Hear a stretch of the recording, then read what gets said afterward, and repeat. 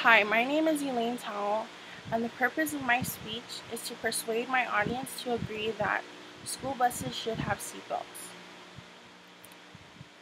Click it or ticket. We hear and see this phrase almost every day. We hear it on the radio, we see it on TV, and we even see it on the billboards on the side of the road. As we all know, it is against the law to not wear your seatbelt.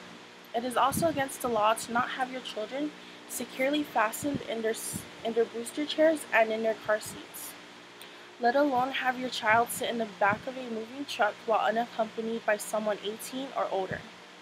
The point I am trying to get across is that our government has so many laws and regulations which aims to protect our children.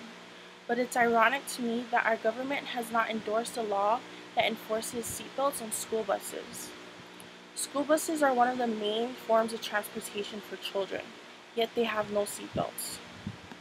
According to national statistics on school transportation, during the school year 2004 to 2005, compiled statistics notes that 55.3% children nationwide enrolled in grades K to 12 rode on school buses.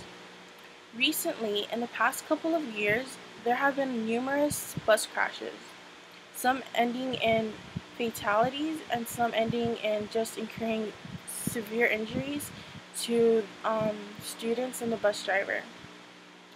Recently, a bus crashed in Indianapolis, killing the bus driver and a 5-year-old boy. It also injured many students that were also on the bus. Some have argued that the reason big school buses do not have seatbelts is because they were built well enough to withstand collisions and should be safe enough for children to ride without seatbelts. Well, obviously, they thought and were proven wrong. On school days, I see kids as young as 5 years old to at least 20 years old, I guess, get on and off the school bus. When driving behind a school bus, you can see how rowdy and hyper and active these kids can get on the school bus. Some even stick their heads and their hands, and if they can, their upper body outside of the windows to yell at other kids. It amazes me how well the bus driver is able to stay focused while driving with all the noise around him. Sometimes you can even catch some kids standing up while the bus is moving, which is extremely dangerous, especially if that bus were to collide with another vehicle.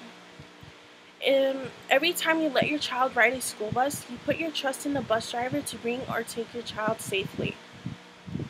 I'm sure there are tests and regulations that school bus drivers have to follow and pass in order to drive a school bus, but just because they meet those requirements doesn't mean your child is 100% safe.